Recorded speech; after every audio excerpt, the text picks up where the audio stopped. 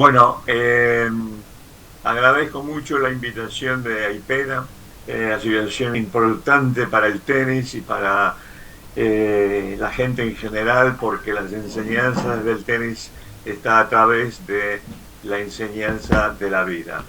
En el caso de este mío voy a hablar sobre las neurociencias en el deporte eh, y la magia de las neuronas espejo en la enseñanza.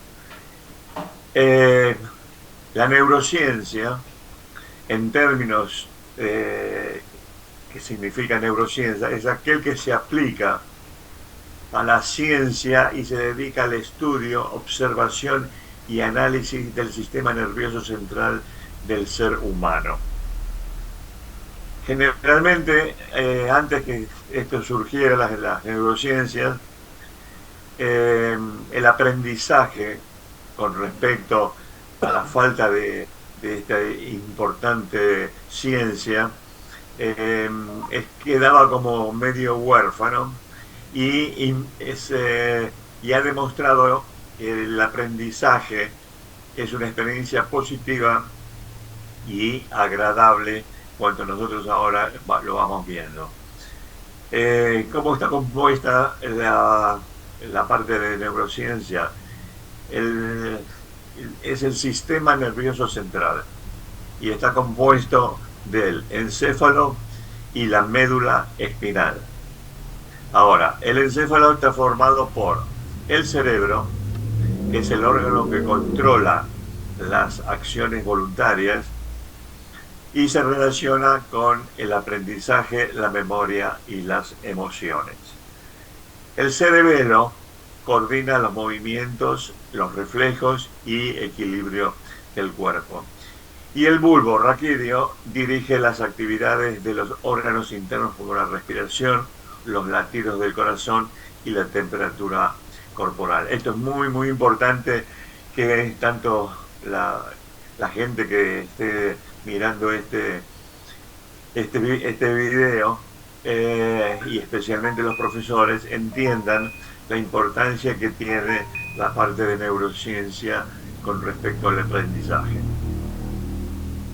Ahora, el papel que cumple la neurociencia en el deporte es de mucha importancia porque antes de que se estudiara esto, los patrones motores y la potenciación de los sistemas óseo, musculares y cardiorrespiratorios se centraban nada más que en esa parte.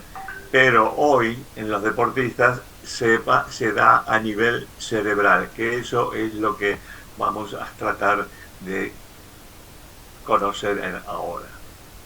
Aplicar la neurociencia, perdón, resulta fundamental porque ayudará a entender cómo reacciona el cerebro de un atleta durante las competencias. Y eso nosotros sabemos que el 90% del tenis especialmente es mental.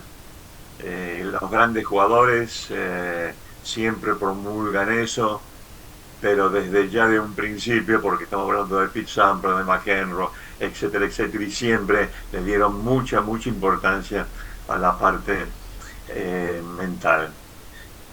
Y en la actualidad la preparación de un deportista debe abarcar, aparte del nivel físico, que es fundamental, porque cada vez el tenis se va evolucionando día a día con respecto a la parte física, pero falta todavía trabajar mucho, mucho, mucho con la parte mental y psicológica. Eh, para que un deportista logre sobresalir en los torneos más exigentes, debe contar con un óptimo estado físico. Cuando nosotros vemos los partidos es impresionante, o sea, los desplazamientos o los ajustes, etcétera, etcétera, que existe a la velocidad con que juegan. Pero también tienen que poseer una excelente preparación mental y psicológica. Precisamente, debido a la importancia de estos dos últimos factores, cada vez es más grande la atención que cobra la neurociencia en este deporte. Esto es muy, pero muy importante y cada vez se van descubriendo factores eh, que hacen que el deporte y el deportista sea cada vez mejor y mejor. Al concluir este cambio de la ciencia, campo de la ciencia en su preparación y entrenamiento, un deportista podrá tener un mejor manejo del estrés, la ansiedad y regular sus emociones. Tuvimos acá dos casos muy importantes, uno el de Coria, en el cual en el 2004, jugando contra Gaudio, su parte ansiosa y su parte de emoción hizo que realmente perdiera un partido muy importante y muy difícil de perder. Asimismo se verá más capacitado para soportar la presión social y profesional. Por eso es muy importante la parte de neurociencias como un elemento para la vida en general, no solamente para el deporte.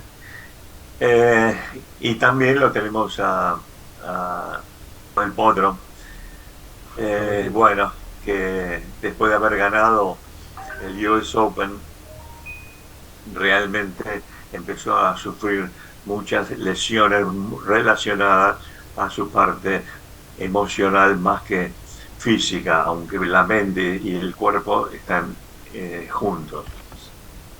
De esta manera se conseguirá afrontar las distintas situaciones que surgen en el desarrollo de una actividad deportiva de la mejor forma posible. Como entrenadores, como trabajadores del conocimiento, y es fundamental entender cómo funciona el cerebro y la mente. En primer lugar, queremos destacar las diferencias entre estos dos conceptos, cerebro y mente. El cerebro es el soporte físico a través del cual se objetiva las funciones de la mente.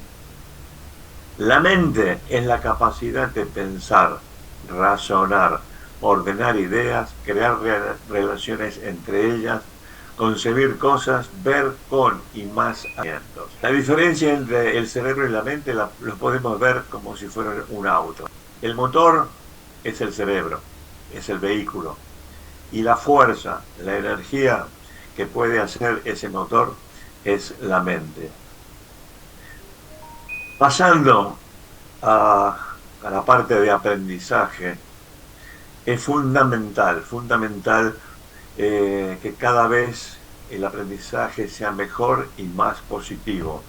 Y gracias a las neuronas del deporte podemos aprender y sacar conclusiones muy importantes.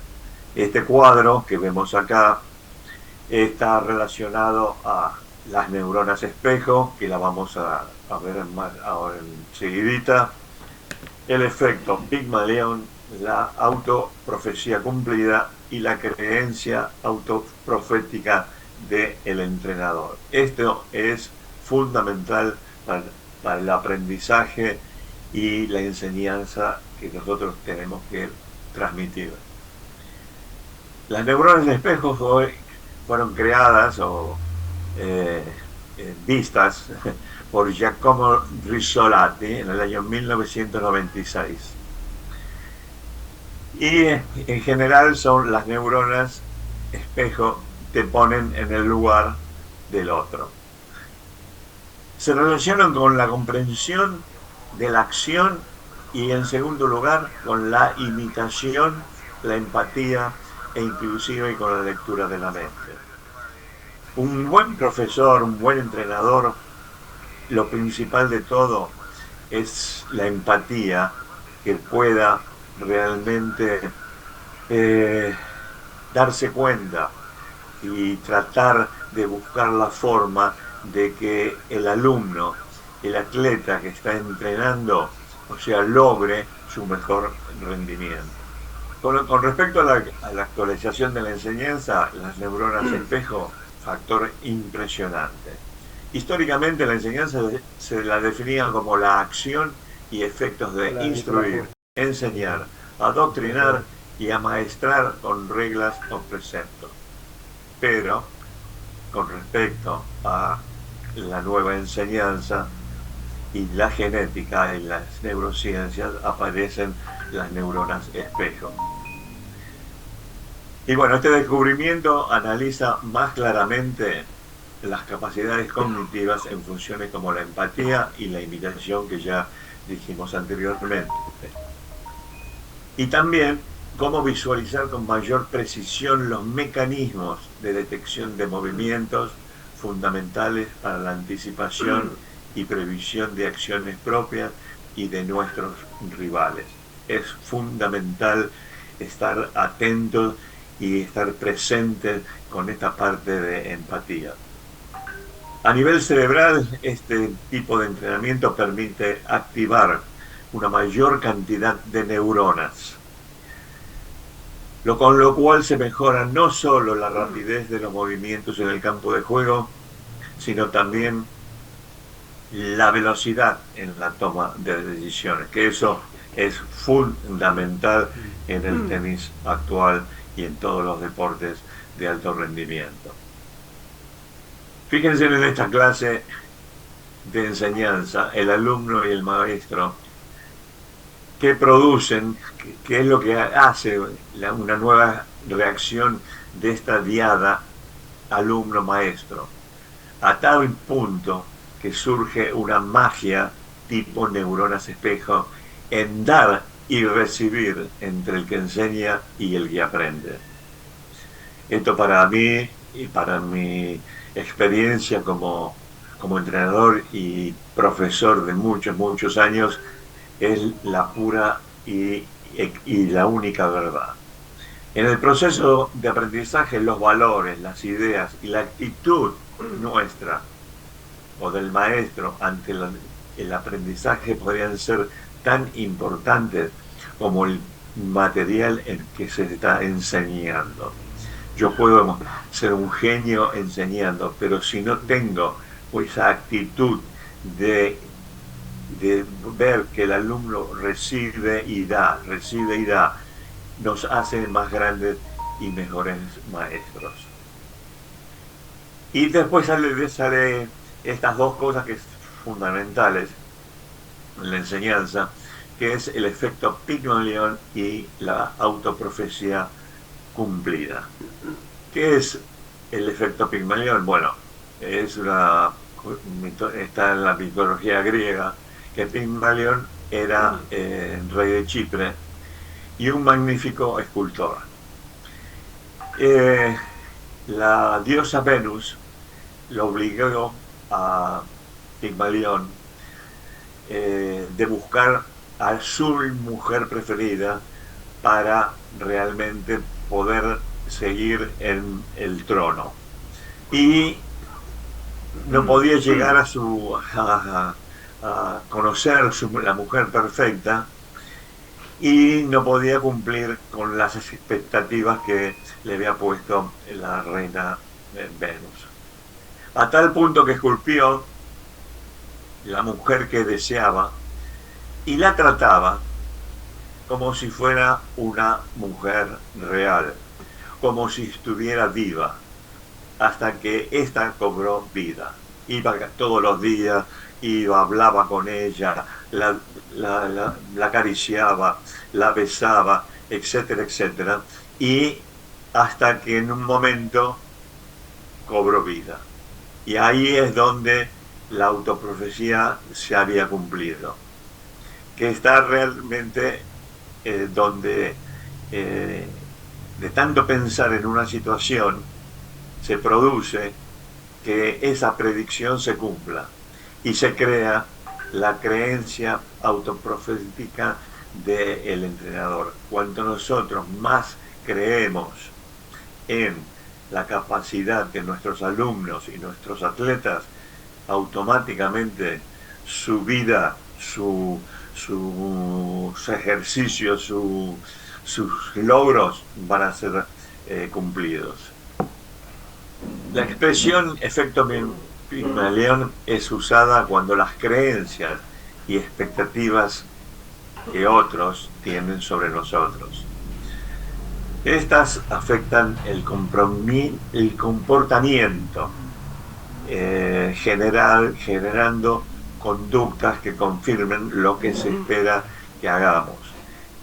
Esto es fundamental, porque si tanto si crees que puedes como si crees que no puedes, en ambos casos tienes razón. Esas fueron palabras espectaculares de Henry Ford. Este concepto surge en el año 1968 por dos psicólogos, Rosenthal y Jacobson, de la Universidad de Harvard, donde tanto Rosenthal como Jacobson le piden al director de Harvard que le dé los peores alumnos que tiene, que el director piensa, y que le dé como 3-4 meses para ver si ellos pueden cambiar su educación a través de este efecto Pigmalión. Entonces, tanto Rosenthal y Jacobson estudiaron el efecto Pigmalión desde la teoría de la profecía autocumplida, demostrando cómo la conducta de los alumnos y deportistas influye de acuerdo a las experiencias psicológicas personales y expectativas que poseen los profesores o entrenadores, y que se llama, lo que dijimos anteriormente, la creencia autoprofética del docente. Este es un cuadro muy interesante que hay que tenerlo presente, que cómo es el efecto Pigmalión. Nuestro pensamiento se dirige a un resultado y orienta todas nuestras acciones conscientes e inconscientes a lo mismo. Fíjense cómo el efecto Pigmalión son acciones de los profesores, creencias de los alumnos, acciones de los alumnos y creencias de los profesores. O sea, conociendo bien esto, nuestra enseñanza y nuestro ida y vuelta con el alumno siempre va a ser muy positiva. El pensamiento es capaz de crear la realidad. Pero no nos olvidemos que nosotros como entrenadores o profesores podemos trabajar muy a fondo esto, pero siempre tenemos que recordar que detrás de cada niño que cree en sí mismo se encuentra una madre o un padre que creyeron primero. Por eso la parte de autoestima y autoconfianza es fundamental. Siguiendo con la enseñanza y educación, intervienen 3 elementos, que es el docente, el alumno y el objeto de conocimiento. La educación debe tener en cuenta particularidades para poder ser más eficiente. En el proceso de aprendizaje, los valores, las ideas y la actitud docente son tan importantes como el material que estamos enseñando. Esto lo dijimos anteriormente en otra de las láminas. Es importante no solamente saber, sino cómo poder transmitir y ver y estar atentos a la empatía que podemos tener con respecto a los alumnos.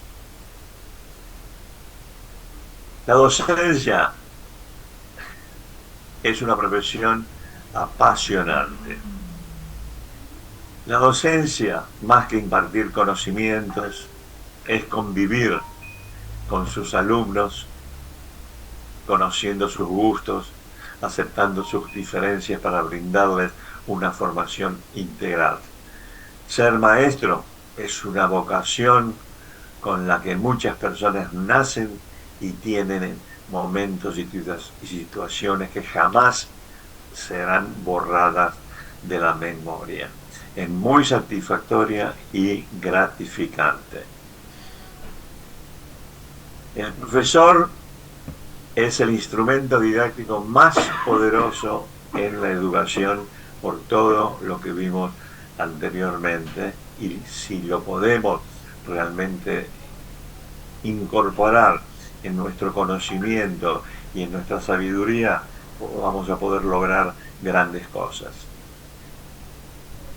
Aparte de que aporta una gran satisfacción, pero conlleva una enorme responsabilidad, el futuro de las nuevas generaciones está en juego y necesitamos expectativas positivas, motivacionales, cariño y mucha pasión por nuestro trabajo.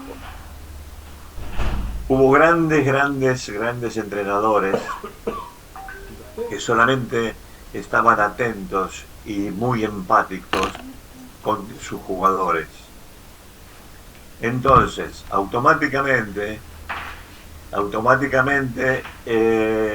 la parte positiva, el cariño y la comprensión y la pasión por nuestro trabajo hacen que los resultados sean positivos. Y lo último es, el éxito de un coach no se mide en la cantidad de juegos ganados o campeonatos, sino en las vidas tocadas con amor y pasión.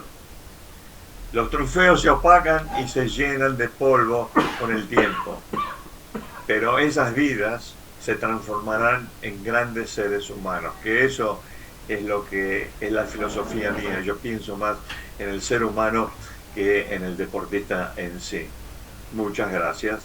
Espero que hayan logrado un mejor conocimiento y experiencia de este maravilloso deporte que es el tenis.